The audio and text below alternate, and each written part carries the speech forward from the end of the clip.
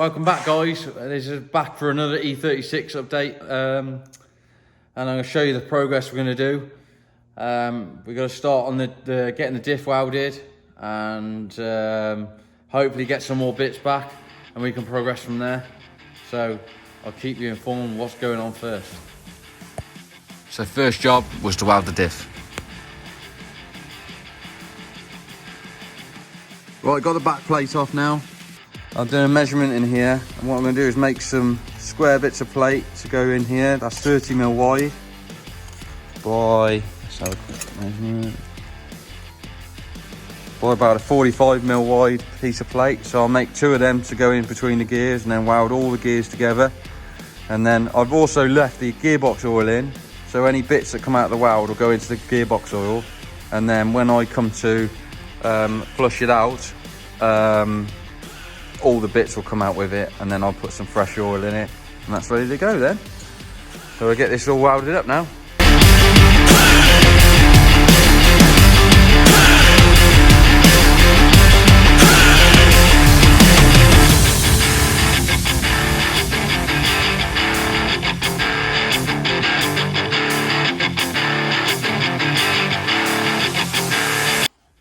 Right, that's all welded in there now. Nice bit of plate, both sides.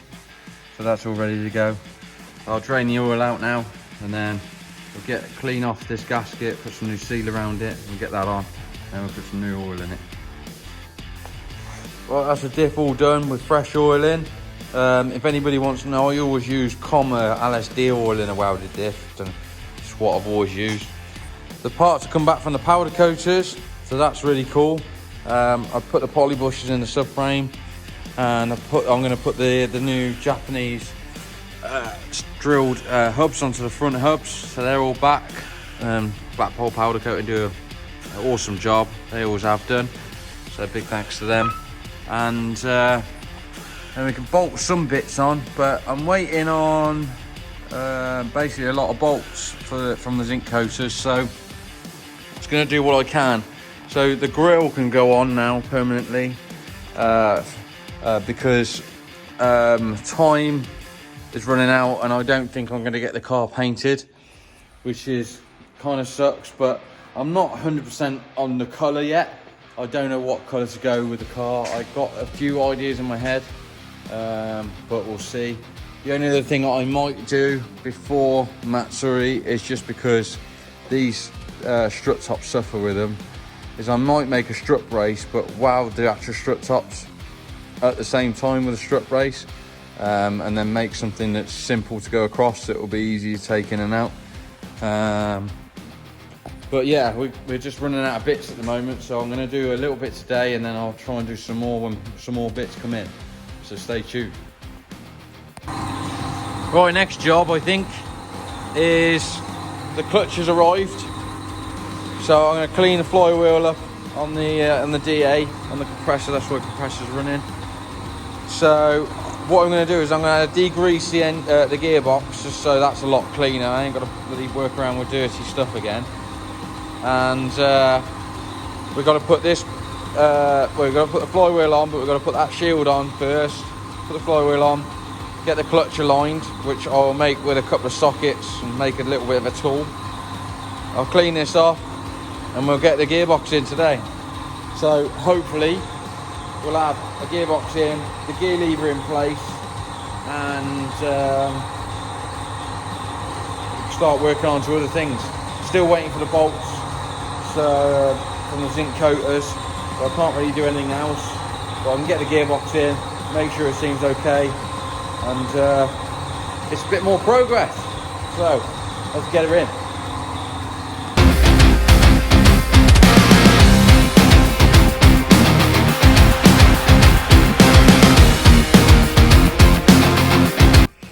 Right, that's all cleaned up now, as you can see. I went over it with like a 180 grit and then 400. Got some Loctite for the bolts. I found the clutch bolts, and I'll do it up with this and then torque them up after.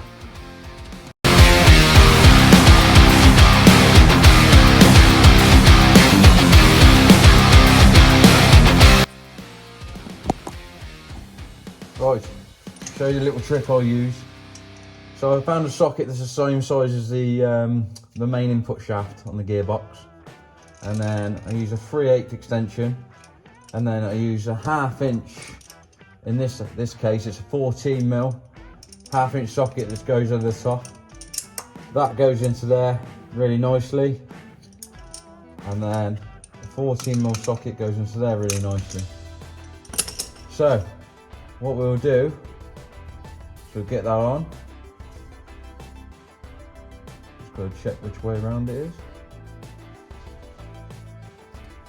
Doesn't actually say, but it's pretty much that way. So we'll put that through there, put that in there. We'll line that up into the end of the crank, and that will give you that clearance. And then pressure plates.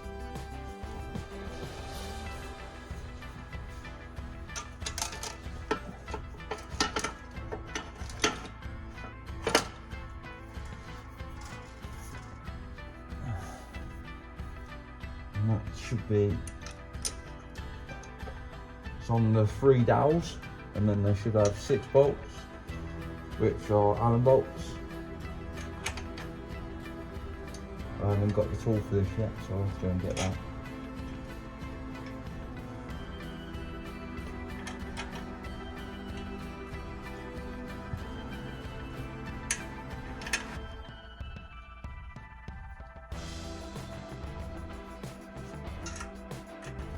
I'll go and get the tool.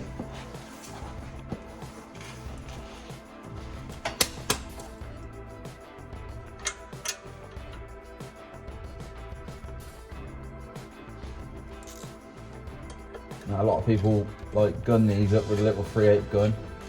I probably would do, but mine's broke. But I'm going to take my time doing it bit by bit.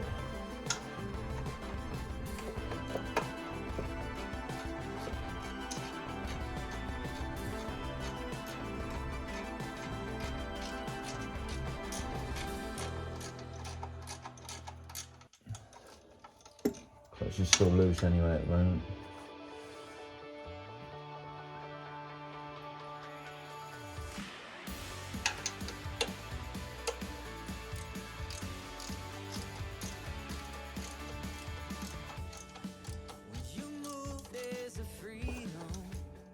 Getting a little bit stiff out.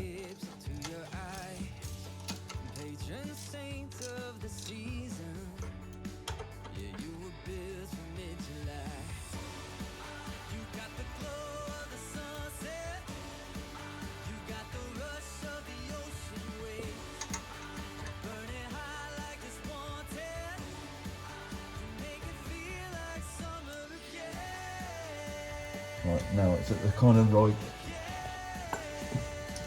should we say, pressure. Now I'm looking down the gearbox tunnel to get that as straight as I can. At the moment it's a little bit to the left.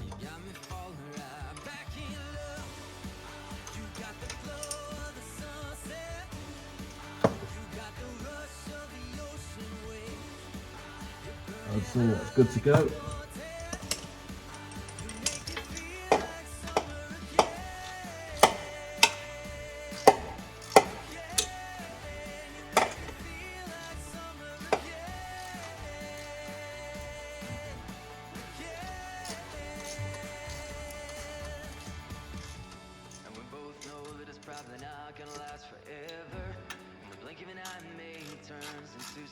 What I will do when I get this all tightened up and secured is I'll jack the front of the engine up so it tilts down more. It gives me a bit more easier access to get to some of the bolts because they can be really fiddly on these. And you have to use the extension after extension after extension trick. And you end up basically in a different postcode to put the gearbox in.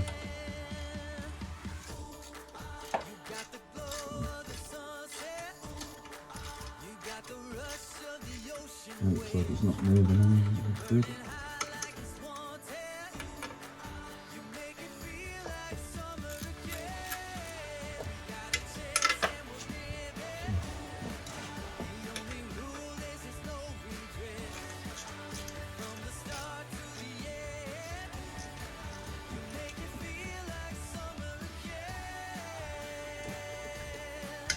set the torque settings on these and torque these up. Last thing you want is a clutch flying off, especially with the amount of abuse it's going to get. I've got to work out how I'm going to bed it in first, because I could do a bedding it in a bit before it goes straight to an event. So shall we see a plan on that, I suppose.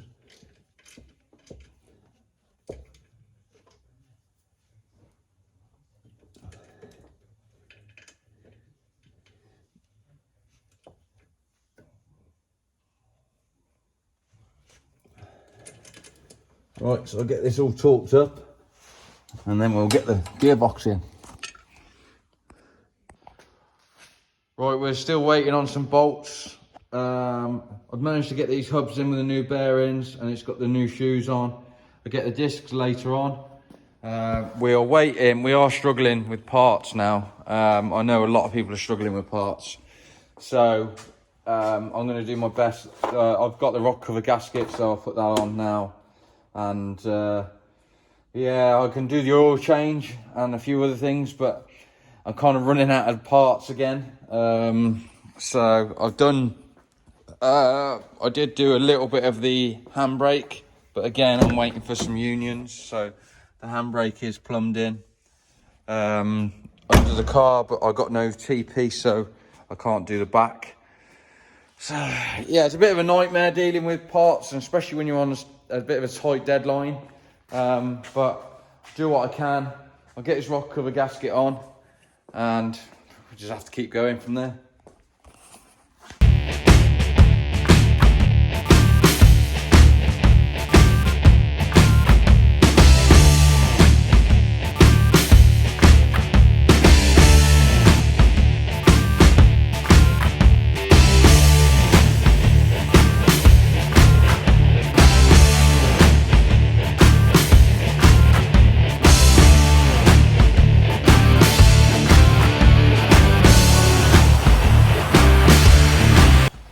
Right, that's that done.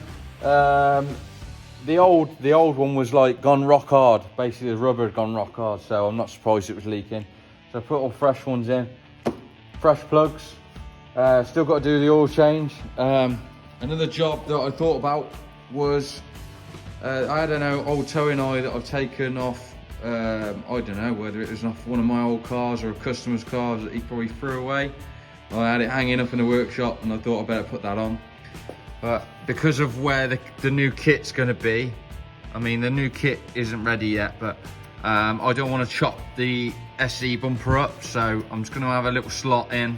But the last thing you want is you've got to have a towing eye at the track, because if you break down for whatever reason, they need to pull you off the track. You've got to get out of the way, so make their life easier, put a towing eye on. I probably ain't going to put one on the back. But let's just hope I'm not head first into any walls. But we'll see. But I don't think there's much else I can do really, if I'm honest. I'm still waiting for bolts, so I can't even put them on there or anything. So there ain't much I can do. Because I mean, I need to make a custom exhaust, but I need to wait for all the rear subframes to be back on, so I can line everything up. It's annoying when their parts don't arrive when you want them to, or when you get told they're going to and they don't. But that's the way it is, and that's project cars for you, and deadlines. So we'll keep going from there. Right, just got back. Been to see Nick Williams. He managed to drill discs out for me. And the wicked thing that he did, without even me asking him, was he actually long slotted the holes. So the bonus about doing that is we can use both stud patterns. So I mean, at the moment I'm kind of struggling. I've only got the 6 wheels, which are over there, and I'm hoping I can maybe borrow some more wheels. Well, the benefit of that is, I'll put this on here. I'll see, is that's BMW stud pattern, and then if I swing that, that's Japanese stud pattern. So I can use both BMW and Japanese stud pattern. on the BM, which is a massive bonus. So I'm going to say a massive thank you for Nick Williams for doing that job. I know he's been a bit stacked under and he's not really supposed to be doing it, but he's been doing it at his work, which is really good of him, and it's been a massive help for me. But unfortunately for us now, this will be the end of this episode for the BM build, because I've run out of bolts. The bolts don't come back to me till Monday, Tuesday, and as you can see, everything here is kind of waiting to be bolted on now.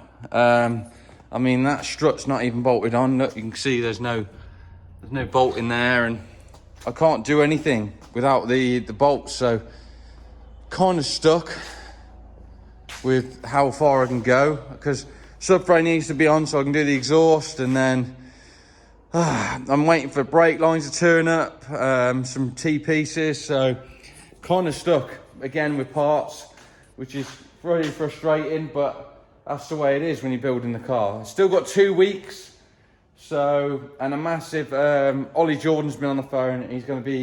He said he's going to come and help me, and he's also got me some poly bushes to go in the front of these arms, because I was struggling to get some, so he's managed to get me some for this, and go from there.